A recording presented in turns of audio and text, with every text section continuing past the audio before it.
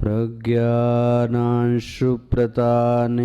स्थिरचरनिकर व्यापभिर्व्याप्य लोकान् भुक्त्वा भोगांस्तविष्ठान्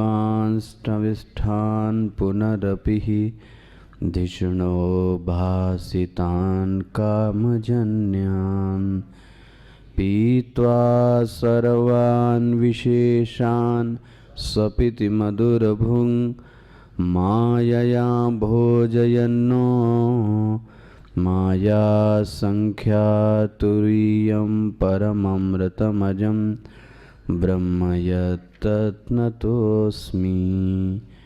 यो विश्वात्मा विधिज विषयान् प्राश्य भोगांस्थविष्ठान्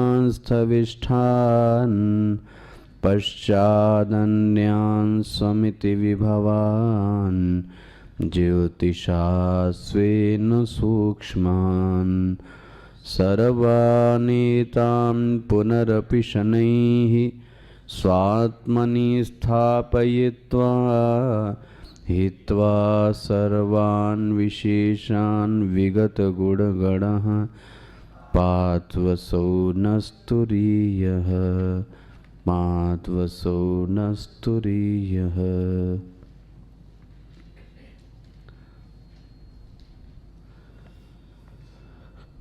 बहिष्प्रज्ञो विभुर्विश्वो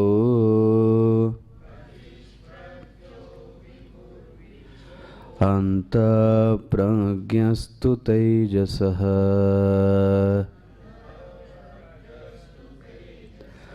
घनप्रज्ञ तथा प्राज्ञ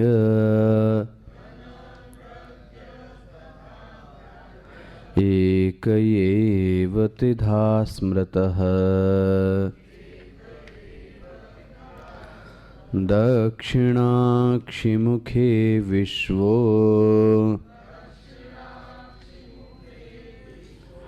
मनस्यन्तस्तु तेजसः आकाशे च हृदि प्राज्ञ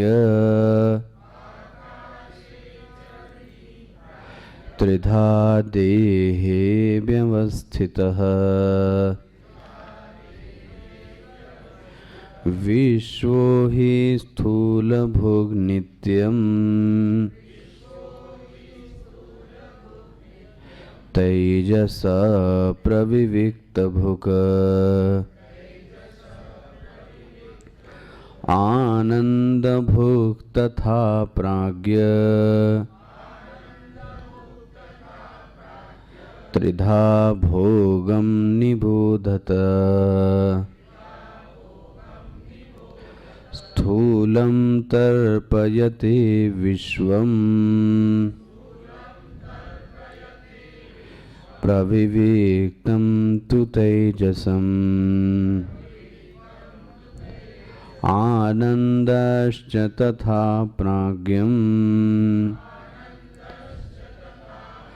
त्रिधा तृप्तिं निबोधत त्रिषुधामसु यद्भोज्यम् भोक्ता यश्च प्रकीर्तितः वेदितम् उभयं यस्तु स भुञ्जानो न लिप्यते प्रभव सर्वभावानां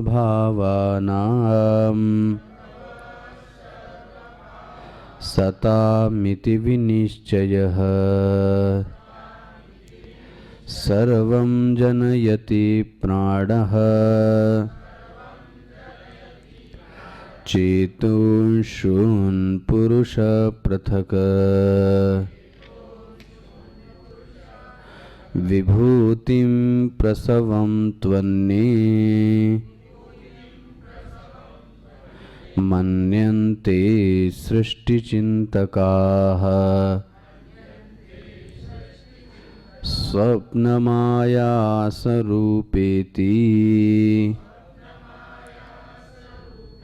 सृष्टि अन्यै विकल्पिता इच्छामात्रं प्रभो सृष्टिः इति श्रेष्ठौ विनिश्चिताः कालात् प्रसूतिं भूतानां मन्यन्ते कालचिन्तकाः भोगार्थं सृष्टीति अन्ये क्रीडार्थम् इति चापरे देवस्यैश्वस्वभावोऽयम् आप्तकामस्य का स्पृहा आप्तकामस्य का स्पृहा।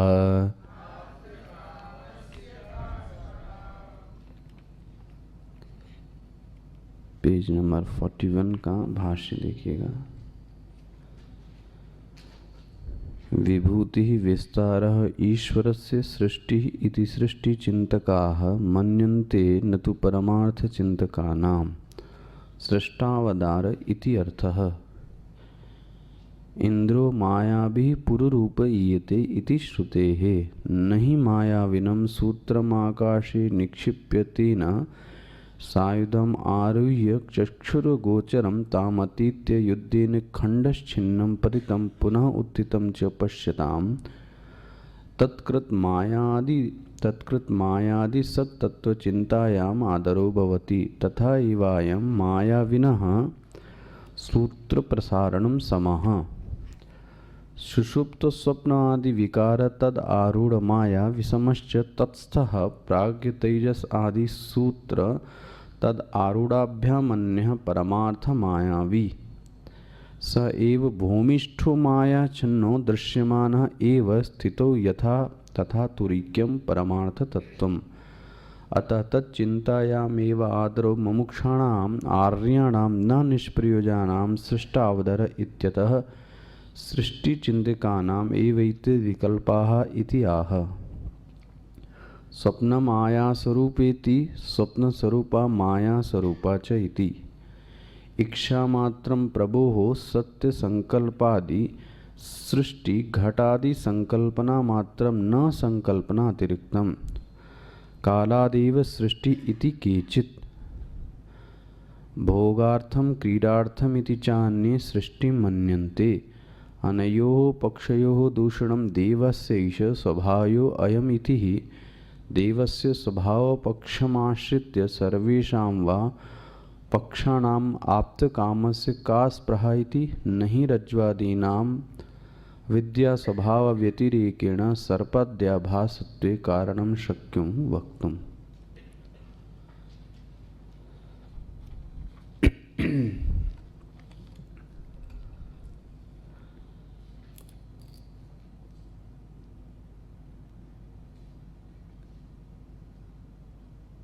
मैं आपसे परसों इस बात को सामने रख रहा था कि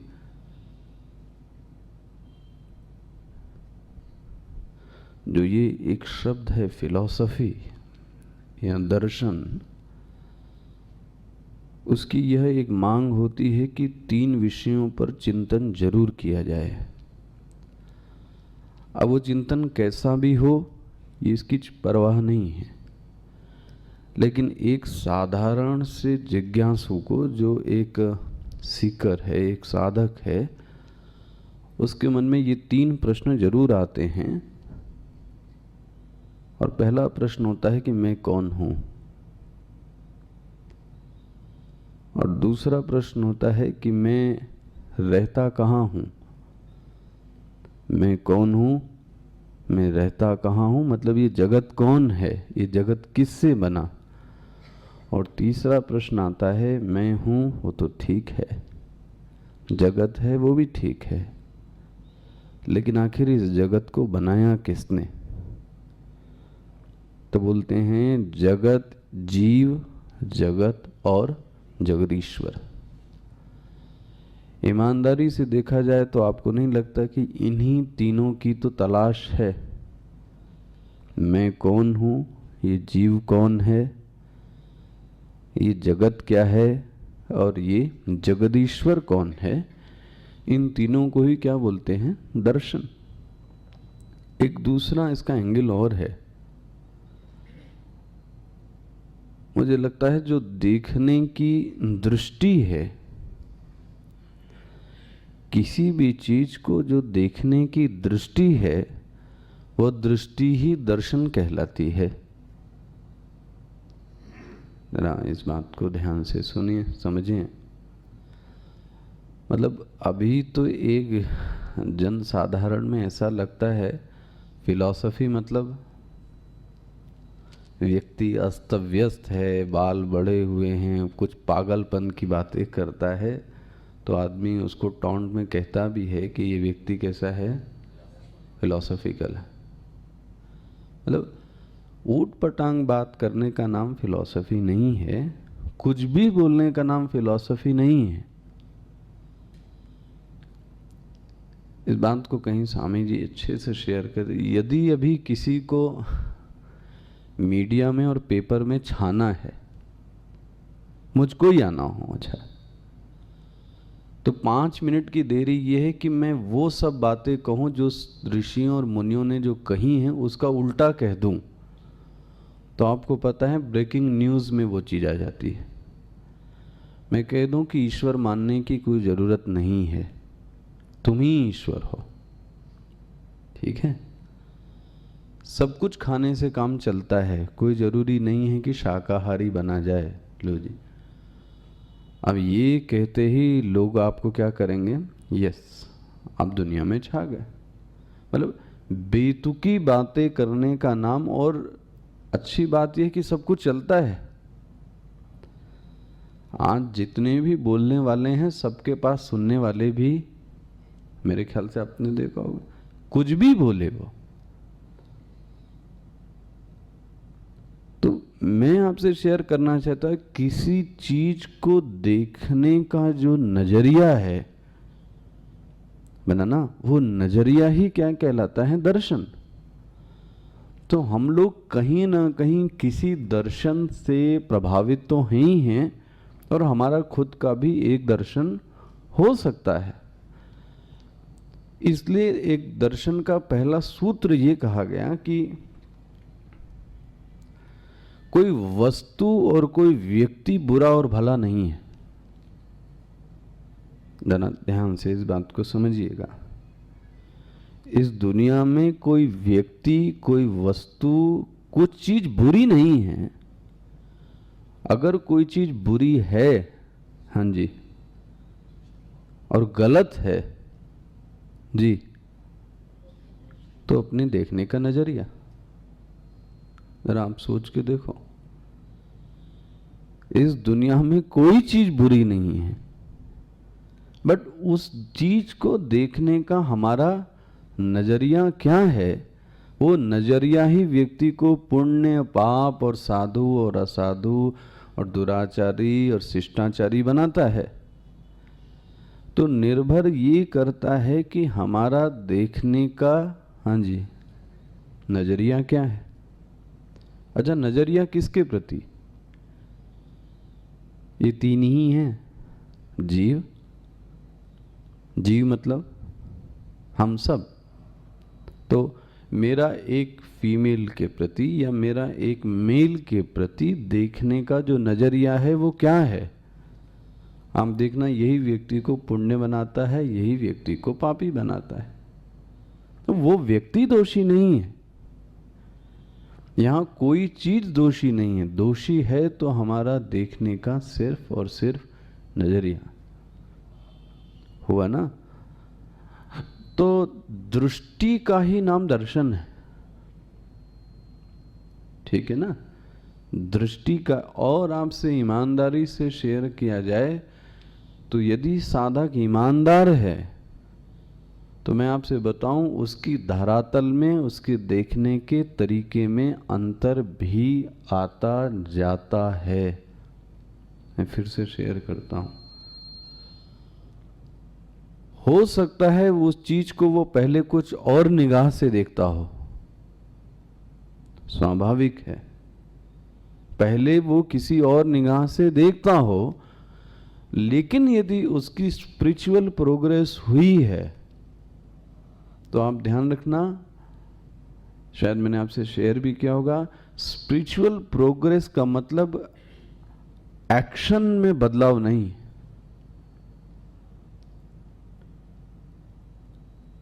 ठीक है ना?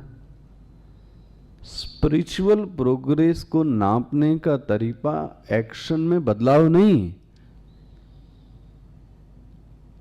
हम पूजा पाठ ज्यादा करने लगे, अच्छा जी, मंदिर ज्यादा जाने लगे, सत्संग ज्यादा जाने लगे, इसका मतलब ये नहीं है कि आपका स्पिरिचुअल विकास हुआ है। देखो जी, ध्यान से सतर्कता से देखना, आप शायद इसको कोई गलत भी समझे। हाँ, यदि आपके देखने के तरीके में बदलाव हुआ है,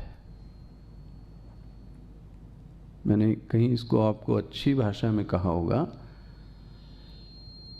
यदि आपके बिलीफ सिस्टम में अंतर हुआ है, और अच्छे शब्द कहा जाए मान्यताओं में परिवर्तन हुआ है, यस, ये निशानी है कि आपकी स्पिरिचुअल प्रोग्रेस हुई है।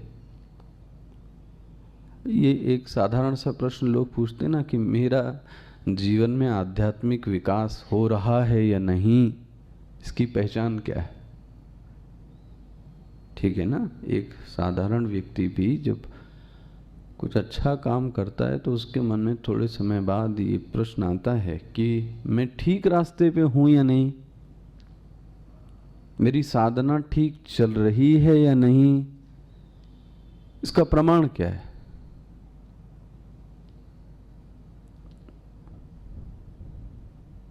अच्छा, आपके ऊपर ही आता हूं, आप इतने सालों से सुन रहे हैं और आपके मन में प्रश्न कभी आए भगवान की कृपा से कि मुझ में कुछ सुधार हुआ या नहीं, तो आप कैसे नापोगे? मेरे पास धन ज्यादा आने लगा, सोच के देखो, मेरा नाम ज्यादा हो गया सोसाइटी में,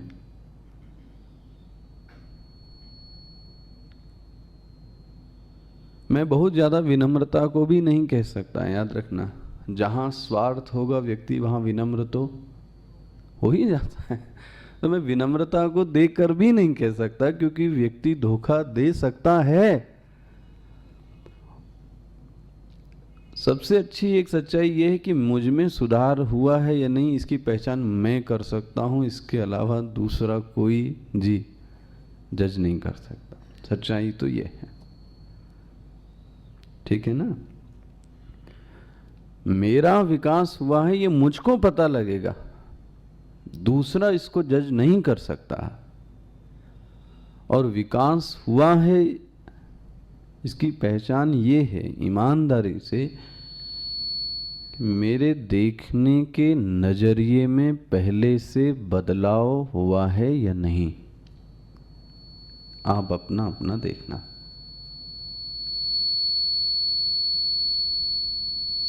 ये जरा देखना आप अपने में, मेरे देखने के नजरिए में बदलाव हुआ है या नहीं। बेस कम करके मास्टर बढ़ा दें, बेस कम करके मास्टर, बेस कम करके मास्टर बना। मेरे देखने के नजरिए में बदलाव हुआ कि नहीं? किसको देखने के नजरिए में? तो मेरे आसपास के जो लोग हैं, नहीं है? आध्यात्मिकता तो वहीं से चालू होती ना। मैं जिन लोगों के साथ रहता हूं, मैं मतलब अपनी बात को जबरदस्ती क्यों मनवाया जाए? मैं ऐसा कुछ क्यों नहीं करता जिससे कि लोग मुझे, बोलो जी, माने? ये भी तो हो सकता है। वो तभी हो सकता है जब मेरी मान्यता में क्या है, मान्यता मतलब मेरे देखने के नजरिए में अब परिवर्तन आना चाहिए। वही समस्या 5 साल पहले बनी थी, वही समस्या अभी भी बनी है, जो कल थी वही आज भी है, तो अब क्या कहा जाएगा? श्रीमद् भागवत में इसको बोला कि श्रमः एव केवलः। ये क्या हो रहा है पता है? श्रम हो रहा है। यदि रति उत्पन्न ना हो, प्यार उत्पन्न ना हो, तो साधना इसका मतलब कोई आगे फलीभूत नहीं हो रही है। रति तो उत्पन्न नहीं हो रही है, प्यार तो उत्पन्न नहीं हो रहा है, सुधार मान्यता में हो नहीं रहा है, और मैं सिर्फ श्रम श्रम और श्रम परिश्रम किए चला जा रहा हूं। देखो, तो ये जो आपके सामने अभी ये जो मत आ रहे हैं, ये कोई ऐसा बड़ा फिलॉसफिकल दृष्टि से मत देखना, ये एक व्यक्ति के देखने के तरीके हैं। और इसलिए मैंने कहा कि वो देखने का तरीका बदल भी सकता है। बोले आपने परसों तो ये कहा था, आज ये कैसे कह दिया? क्यों नहीं कहा जा सकता? परसों आपकी बौद्धिक धरातल कुछ और थी और आज बौद्धिक धरातल कुछ, तो व्यक्ति देखेगा तो वही जहां वो बौद्धिक धरातल उसका जैसा हो, और उन्नति इस बात पे है कि उसका बौद्धिक धरातल बढ़ता है या नहीं। तो आवाज बढ़ाना, तो निशानी तो यही है कि मेरी मान्यताओं में, मेरे बिलीफ सिस्टम में कुछ चेंज आ रहा है या नहीं, बस इतनी सी बात है। अब एक साधक है, वो क्या कहता है? बोले ये जगत जगत नहीं है, क्या है? ये ईश्वर का वैभव है। आगे ना अपने विषय पर आप देखना, एक साधक है, उससे बोला गया कि तुम ईश्वर और जगत के बारे में क्या समझते हो? तो वो क्या कहता है? भाई एक रईस आदमी को आप देखते हो तो उसका क्या देखते हो? तो आप उसका देखते हैं कि उसके पास गार्डन कैसा है, घर कैसा है, गाड़ी कैसी है, खाता पीता कैसा है, लोग कैसे मिलते हैं, कितनी एसेट्स है इसके पास। ये सब मिला के पता लगता है कि व्यक्ति कितना ऐश्वर्यवान है। ठीक है ना? ईश्वर ऐश्वर्यवान है, ये कैसे पता लगाया जाए?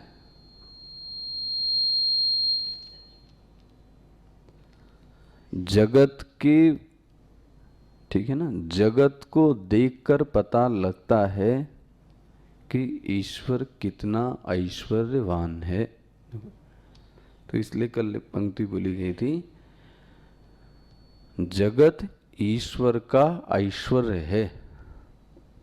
जगत ईश्वर का ऐश्वर्य है, मतलब अगर उसको ऐश्वर्य देखना है तो फिर क्या देखो आप? बोले जगत देखो। तो जितनी धरती, ये उसका गार्डन है, यही कल बोला था मैं। जितनी नदियां हैं सब उसके झरने हैं, जो सूर्य चंद्र हैं वो दीप स्तंभ हैं। कितना बड़ा वैभव है। तो वो साधक तो ये देखता है, क्या चीज? कि जगत, हाँ, ईश्वर का वैभव है। इसी को गीता के 10वें अध्याय में कहा गया। कल मैं बोला था विभूति योग, मैंने ना, यही तो भागवत में बोला गया, यही तो पुरुष सूक्तम में बोला गया, सहस्य शीर्षा पुरुषा। तो जगत, तो अब आपकी भी दृष्टि देखो क्या है। मैं आऊंगा उस विषय पे बाद में भी। हो सकता है एक आदमी को लगे कि जितना दूह सको उतना दूह लो। किससे? देखो ये भी तो एक दृष्टि है। जितना दूह सकते हो उतना दूह लो इस जगत से। अब उसकी भी तो एक दृष्टि है। एक कहता है नहीं जी, ये ईश्वर का शरीर है, तो पेड़ों को भी थोड़ा आराम से छुओ, पत्तियों को भी आराम से छुओ, क्योंकि सभी में कौन वास करता है। ये भी एक दृष्टि है। और एक दृष्टि ये है कि इसको सब देखने से सूर्य को उगते हुए देखने से, ठंडी हवा बहने से, आकाश को देखने से उसको ईश्वर की याद आती है कि क्या ईश्वर है वो, उसका क्या वैभव है। बना ना? अच्छा जी, अब बदलता है। एक दूसरा साधक है, वो क्या बोलता है उस जगत के प्रति? विभूतिम प्रसवम तु अन्ये, मिल गया ना? मन्यन्ते सृष्टि चिंतक आह, कल बात बोली थी। परमार्थ को चिंतक नहीं है ये परमार्थ चिंतक नहीं है, सत्य का अन्वेषण करने वाला नहीं है। ये तो क्या देखता है पता है? सृष्टि के बारे में सिर्फ जानना चाहता है, बस। अच्छा जी, दूसरा विकल्प क्या है? स्वप्नम माया स्वरूपेति। वाह! बोले ईश्वर तो, ये जगत तो स्वप्न के बराबर है, ये तो माया का कार्य है। आप लो जी, ये दूसरी दृष्टि। पहला क्या कहा गया? ये ईश्वर का ऐश्वर्य है। तो दूसरा क्या कहता है? ये तो माया का कार्य है। वाह! इसलिए बोलता है स्वप्नम, स्वप्न की तरीके से है। कौन? अब आपको क्या यहां सामंजस्य दिखा जो आपने इसको स्वप्न बोल दिया? माना ना? तो भाष्यकार ने इसको बहुत अच्छा एक्सप्लेन किया है। और ये मैंने बोला बौद्धों के लिए भी इशारा है काफी। वो बोलते हैं जगत नहीं है, दूसरा बोलता है माया रूपी है जगत। कैसा? बोले इंद्रो माया भी पुरुरूपयेते। आपके यहाँ भी कहा गया है कि जगत बना है, लेकिन जगत कैसे बना है? माया भी, माया के द्वारा जगत को क्या किया गया? बनाया गया। तो कल मैं इस पर चिंतन आपसे कर रहा था कि अब एक दृष्टांत यहाँ दिया गया कि पहले जो जादूगर था वो क्या करता था? एक सीढ़ी फेंकता था। कहाँ पर? आकाश में। और सीढ़ी फेंकता था और उसी सीढ़ी से क्या करता था? चढ़ता था। किस पे? और वहां जाकर गायब हो जाता है। और गायब ही नहीं होता है, थोड़ी देर बाद लड़ने की, युद्ध की आवाज आती है और उसमें से कुछ नरमुंड क्या करता है? वो काट काट के क्या करता है? गिराता है। ये क्या है आपने देखा? बोलो जी। जादू। ये जादू देखा ना? देखो लिखा है, ये बात मैं नहीं कह रहा हूं, यहाँ लिखा है। नहीं मायाविनम सूत्रम आकाश। सूत्र मतलब धागा। धागा मतलब क्या समझना? रस्सी। आकाशे निक्षिप्य, आकाश में क्या किया उसने? छोड़ दिया। तेन सायुधम आरुह्य, उसी को पकड़कर, और क्या हो गया? चक्षुर गोचरम, वो वहां से क्या हो गया? गायब हो गया। अब क्या करता है? युद्धेन खंडम छिन्नम पतितम, वहां युद्ध करता है और फिर से क्या होता है? यहाँ पे गिराता है। अब ये देखकर अगर आपने ये देखा, अच्छा, तो अब आपका कमेंट क्या होगा? अच्छा,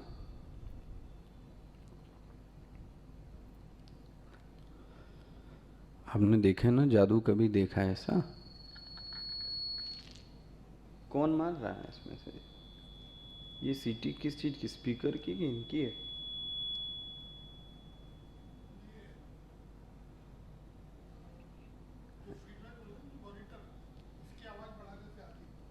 इसको कम कर दें, इनकी आवाज बढ़ा दें।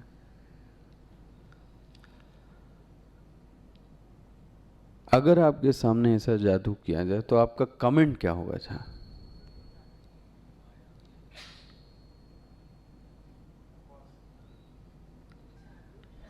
बकवास था। फिर बोले आदमी वो जादू कर कहेगा आप देख क्यों रहे थे भाई?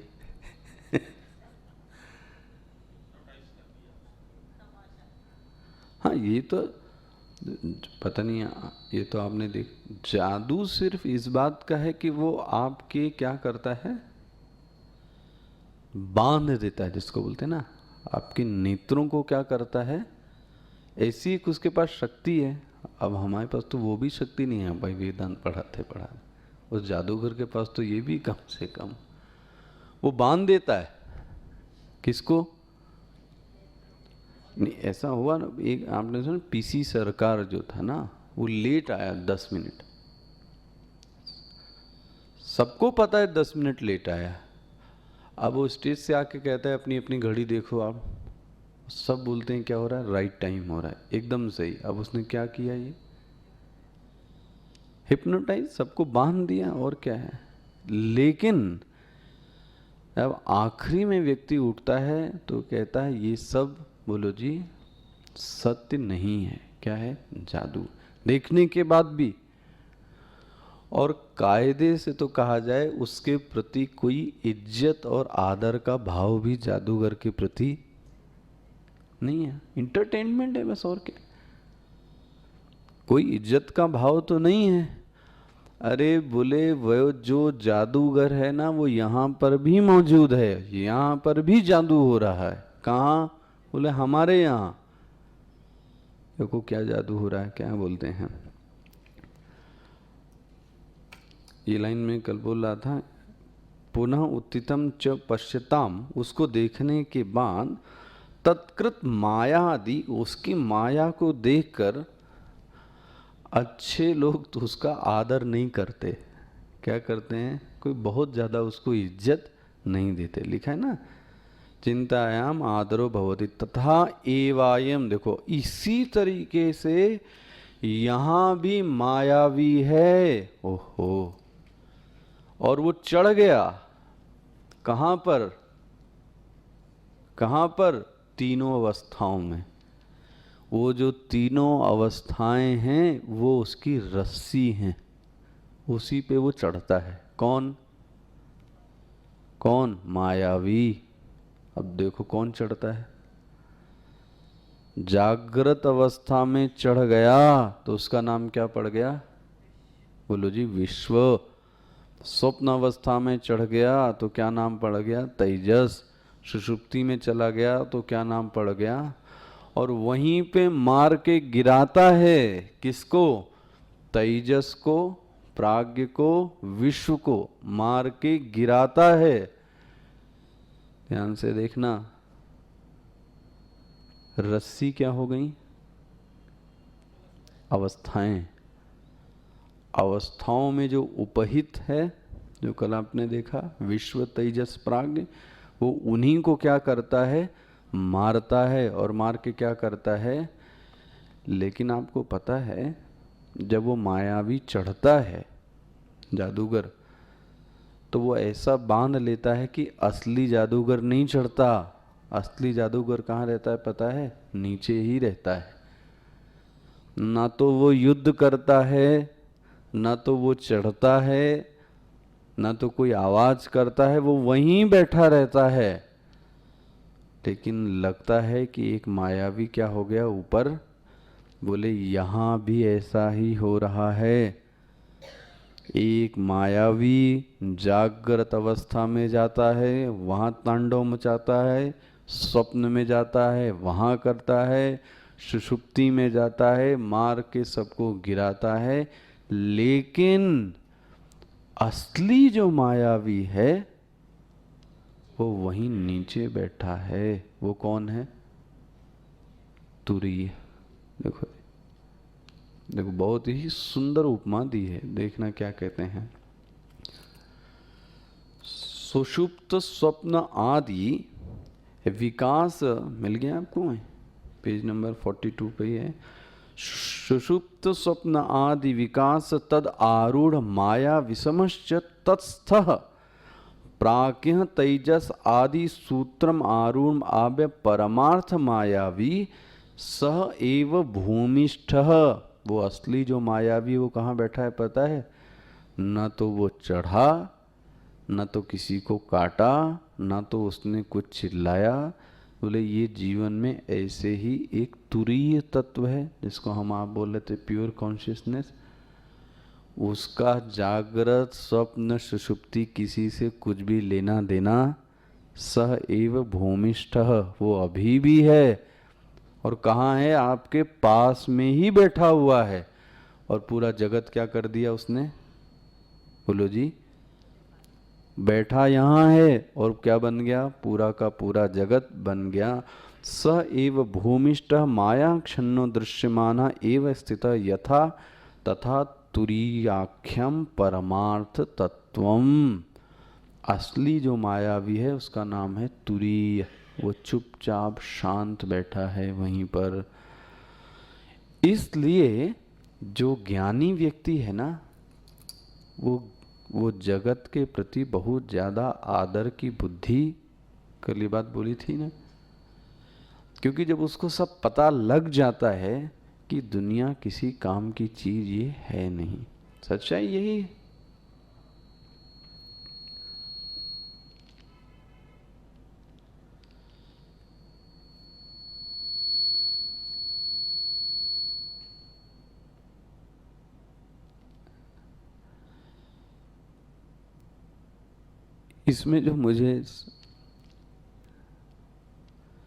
इसमें मुझे जो सबसे दिखाने वाली बात लगी वो ये है कि व्यक्ति सबसे ज्यादा अपने संबंधों पर जोर देता है। ठीक है ना? इसी को मैंने कभी बोला होगा आपसे, रिलेशन मैनेजमेंट। ठीक है ना? संबंध। इससे बड़ा मुझे कभी लगता है कि झूठी चीज और क्या हो सकती है। यार आपका दिमाग खराब हो गया। आप एक मन में ये विचार ला के देखना कि आखिर एक स्त्री या एक पुरुष या एक व्यक्ति संबंधों का निर्माण क्यों चाहता है?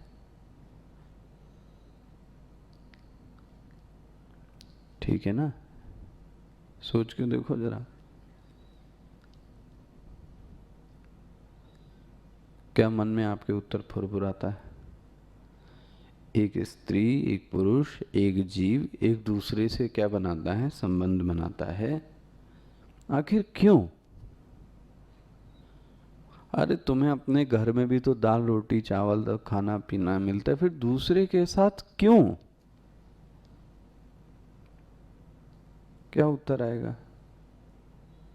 सही सही उत्तर देना आप। मतलब संबंधों के जड़ में है क्या?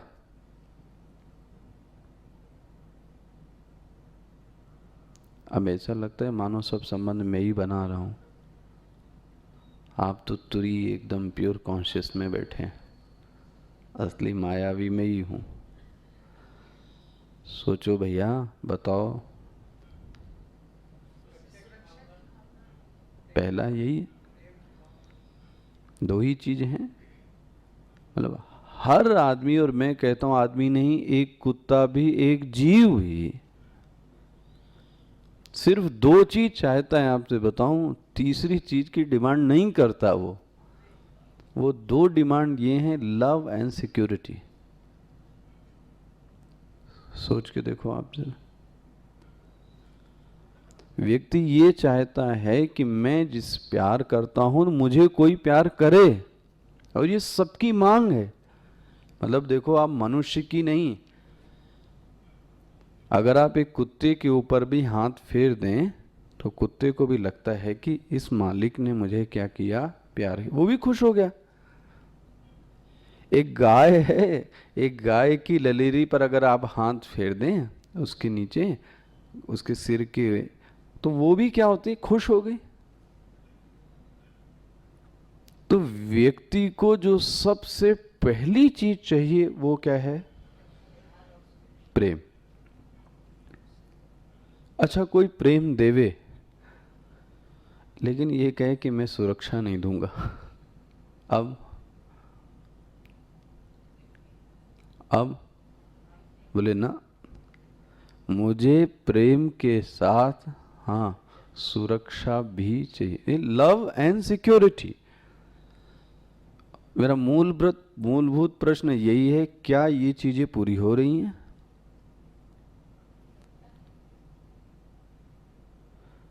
लेकिन हो रही है क्या? और पूरी जिंदगी व्यक्ति इन्हीं दोनों के पीछे, बोलो जी, लगा हुआ है, लगा हुआ है, लगा हुआ है। अंतोगत्वा परिणाम में यही कहता है, जितना चाहिए था उतना मुझे, बोलो जी, नहीं मिला, खत्म। देखो, इससे ज्यादा जगत की निस्सारता क्या होगी, आप सोचो। सब साधु हो जाएंगे।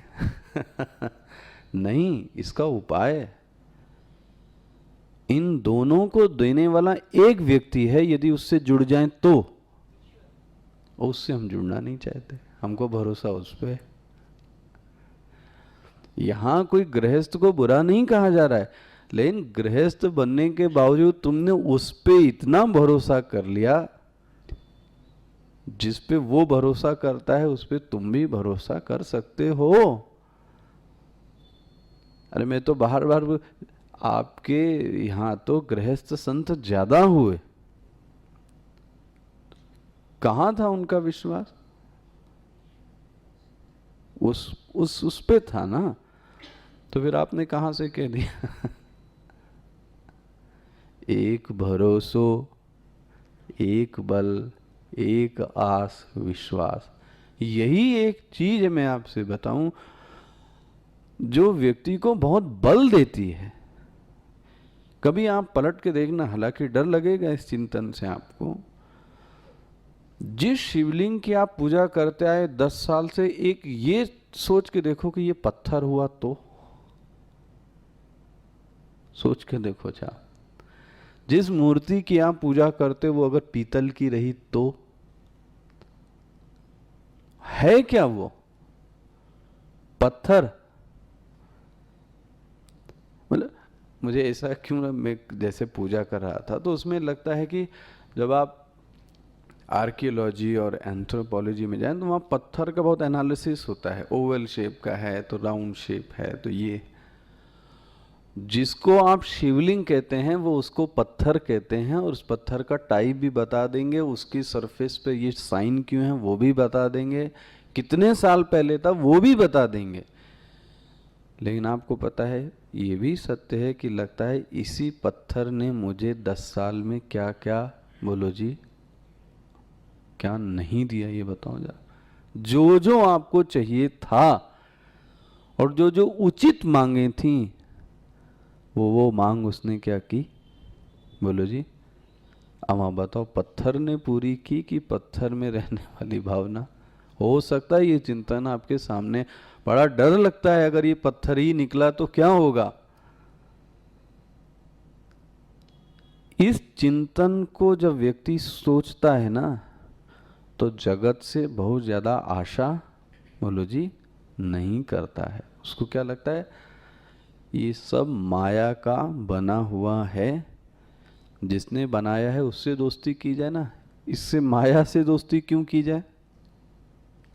तो इसलिए दूसरा जो कमेंट दिया गया, क्या दिया गया पता है, जगत स्वप्न माया निसारवत, कुछ नहीं है, सृष्टि चिंतका नाम एवेति विकल्प इति आह स्वप्नम, मिल गया आपको, स्वप्नम माया स्वरूपेति, स्वप्न स्वरूपा। ये तो जैसे अभी हंस रहे हैं, बोल रहे हैं, थोड़ा मजा आ रही है, ऐसे ही हंसी मजा बोल आपको स्वप्न में भी आता है, लेकिन कितनी देर के लिए, थोड़ी देर के लिए, उसके बाद फिर यहां पे भी तो ऐसे ही है। हो सकता है 1 साल अच्छा जाए, 2 साल अच्छा जाए, 3 साल, उसके बाद फिर, और उसके बाद फिर अच्छा टाइम आएगा और फिर आएगा। तो स्वप्नवत, तो देखना जगत के प्रति जो दूसरी दृष्टि है, जो जगत के प्रति दूसरी दृष्टि है, वो कहती है माया स्वरूपेति। ठीक है ना, जरा तीसरी दृष्टि देखें।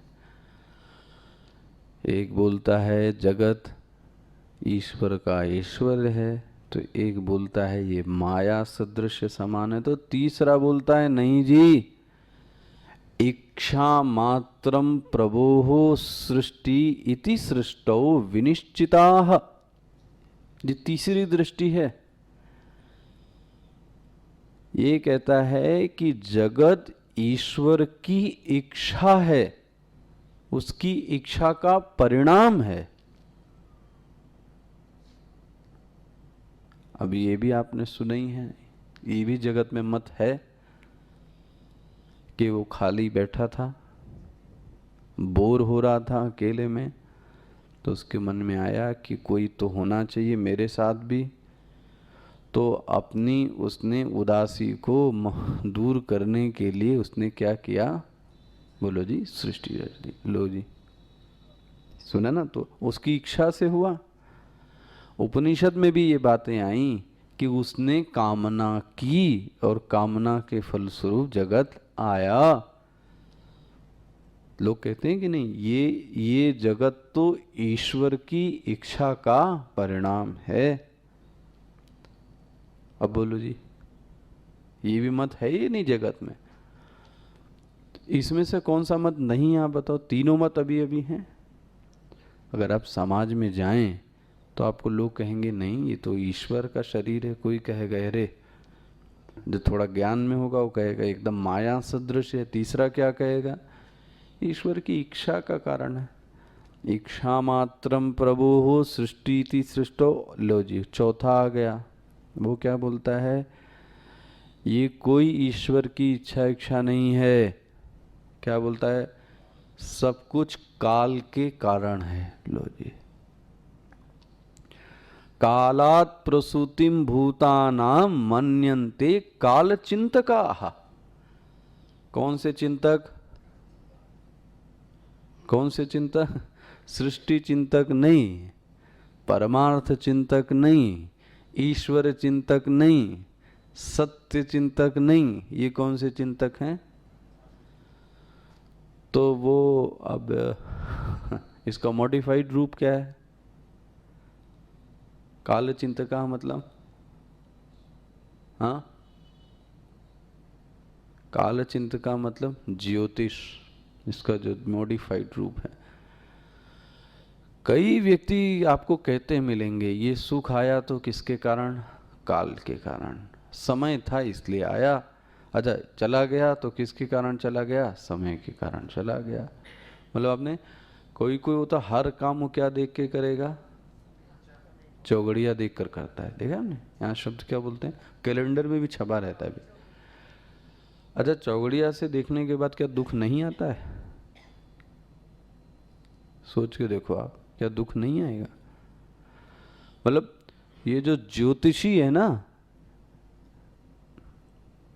कहाँ पढ़ा था, वहीं पे आपके फ्लाइट में मैंने एक चीज पढ़ी थी ना, आपको पढ़ के सुना रहा था, एक भूल गया मैं।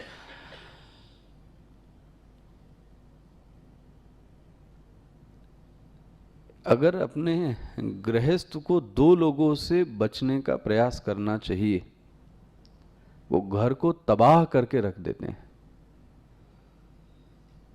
अब एक तो मैं भूल गया, क्या बताया मैं? दूसरा तो मुझे भी याद था, पता ना, हाँ शायद वास्तु होगा। ये दो लोग ऐसे हैं जो अगर घर में घुस जाएं तो पूरा विनाश तोड़ फाड़ करके ही वापस आते हैं। कौन? ज्योतिष वाला। अगर कोई पंडित आपके घर में घुस गया और आपने उस पर विश्वास करना क्या कर दिया, मेरे को बताओ किसके नौकरा एक जैसे दिखे हैं आज तक? कोई न कोई तो उपद्रव, कोई न कोई तो उपद्रव होगा ही होगा। और यही नहीं इसलिए वो शनिचर भगवान आ गए आजकल, आपको पता है। अब वो ऐसा लगता है कि शनिचर की पूजा करने से सब चिंताएं हमारी क्या हो जाएंगी? कुछ नहीं जाएंगी, सब वहीं की वहीं रहेंगी, वो लेके चला जाएगा। अरे लोगों ने भगवान विष्णु को नहीं छोड़ा। आपसे बताऊं, अगर आप शनि पुराण पढ़ें, मैंने नहीं पढ़ा, मैंने सुना, तो शनि पुराण में शनि को उठाने के लिए क्या कहा गया पता है? लोगों ने बताया विष्णु जी से कि तुम्हारे ऊपर 7.5 साल का शनिचर आया है। किससे? विष्णु। और विष्णु जी बोलते डर गए, अब कैसे बचें शनिश्चर से? कैसे बचें 7.5 साल तक? बोलते ना 7.5 साल रहता है। तो बोलते हैं वो घोड़ा बन गए। और घोड़ा बन के 7.5 साल वो टहले घूमते घूमते जंगल में, जिससे कि जो शनि है वो पहचान ना पाए, क्योंकि पहचान लिया तो फिर क्या कर देगा, फिर तो दिखाएगा 7.5 ही।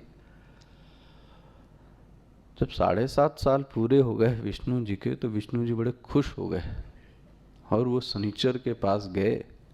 उन्होंने बोला उससे, देखो मैंने 7.5 साल गुजार दिए, तुम आ नहीं पाए। उसने बोला, माय डियर, मैं आता तो आपको घोड़ा नहीं बनाता, आपको चरना नहीं पड़ता, मैं तो थोड़ा सा दुख देके आपको निकल जाता। मेरे थोड़े से दुख को पहने के बजाय आपने 7.5 साल तक क्या बने रहे आप, सृष्टि का मालिक घोड़ा बना है और घास चर रहा है, छिपे छिपे रह रहा है।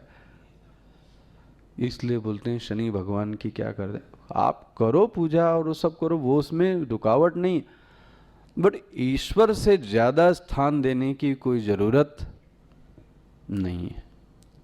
ये सब बचपना लगता है मुझे, तब ये लगता है उसी अंतःकरण में ये चीजें हावी होंगी जहां ईश्वर पे विश्वास कम होगा।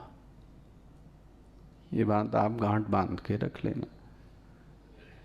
मैं अभी शिरडी गया तो वहाँ शनि सिंगनापुर था, बड़ी इज्जत बड़े प्रेम से मैंने भी सुना, लेकिन वहीं पे किसी एक व्यक्ति ने पूछ दिया, तो मैंने कहा इनके जो गुरु हैं वो कौन हैं, हनुमान जी, ठीक है ना, शनि के जो असली गुरु हैं कौन मानते हैं, हनुमान जी। आप हनुमान जी की पूजा करो ना, और हनुमान जी के लिए राम जी की पूजा करो, वो भी तो एक रास्ता है। नहीं, व्यक्ति को इसमें ज़्यादा इंटरेस्ट होगा तो घोड़े की नाल, तो लोहा, तो तेल, तो फलाना, तो धमाका। अच्छा, उसके बाद कितने साल शांत रहेगा ये, 7.5 साल। उसके बाद फिर आप क्या सोचते हो, नहीं आएगा दोबारा? उसको भी तो पता है आप दोगे तेल, फिर से चढ़ाओगे तो फिर से क्या करेगा, करते रहो। इस बोले काल चिंतका, क्या इतना हद तक देखना चाहिए जिससे कि आप अपने आप को डिस्टर्ब महसूस ना करो। बट जब मैं अपने आप को सब डिस्टर्ब महसूस करने लगूं, सब कुछ अब निकलना, खाना पीना, आना जाना, ऐसे देखे मैंने, फ्लाइट में जाने का दिन भी वो देखेंगे, टाइम देखेंगे, तब बैठेंगे, अरे अनर्थ हो गया। हेलो, इसका मतलब आपकी दृष्टि में भगवान जीवित नहीं है। हाँ, ये शनि महाराज, काल महाराज, आपको जाना होगा तो आप ऐसे ही चले जाओगे स्वीटली, इनके करने ना करने से कुछ होता नहीं है। ध्यान रखना, ये विश्वास उन्हीं के मन में हावी होता है जिनके मन में ईश्वर के प्रति निष्ठा कम होती है। एक बार ये लगता है कि ये ईश्वर मेरे साथ में है, तो कौन सा शनिचर और कौन सा मंगल, आप बताओ। और कोई शनिचर दुख देता है, मुझे तो नहीं लगता है। शनिचर से भी आप दोस्ती करके देखो ना, उसको भी अच्छी बातें बताओ, आप पढ़ो लिखो, आप सबकी एक मूल है, आप किसी को कष्ट ना दो तो आपको भी कोई कष्ट, खत्म बात। क्या करना इनके चक्कर में पड़ के। ये दुनिया आती है कब, काल के कारण, जब ऐसे ग्रह नक्षत्र होते हैं। स्वामी अखंडानंद जी इसीलिए कहते हैं कि आप देखो, पति पत्नी की सप्ताह में एक दिन लड़ाई जरूर होगी, निश्चित है। क्यों? सब काल नक्षत्र एक जैसे, मतलब अब महीने में 1-2 बार, जब तक थोड़ा तनातनी ना हो जाए, थोड़ा बोलचाल ना हो जाए, थोड़ा मुंह ना बन जाए, हो नहीं सकता। और नहीं हो रहा तो आप समझ लेना वो आपसे बहुत बेटर है, बहुत शांत है, उसने समझ लिया कि आपसे झगड़ा करने की कोई ज़रूरत, वो अपने आप को उसने जीवन ढाल लिया, करने तो क्या कर सकते हो आप। लेकिन हो नहीं सकता कि ग्रह नक्षत्र सबके 15 दिन तक एक जैसे, कुछ ना कुछ डिस्टर्ब तो आदमी अपने जीने का रास्ता क्या कर लेता है, निकाल लेता है, और क्या करे। ये जगत को किस दृष्टि से देखते हैं, काल प्रसूतिम। ये जगत आया क्यों, काल के कारण। डूबेगा कब, काल के कारण। जब ऐसा कुछ बनेगा तभी जगत क्या हो जाएगा, डूब जाएगा। तो कितनी दृष्टि हो गई, आगे कल देखेंगे। ओम पूर्णमदः पूर्णमिदं पूर्णात् पूर्णमुदच्यते पूर्णस्य पूर्णमादाय पूर्णमेवावशिष्यते। ओम शांति शांति शांति। हरि ओम। श्री गुरुभ्यो नमः। हरि ओम। कल आपकी क्लास है, सैटरडे है ना कल?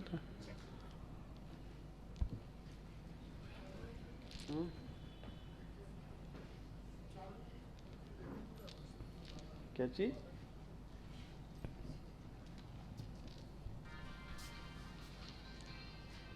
जो आवाज आनी चाहिए नहीं आ रही है।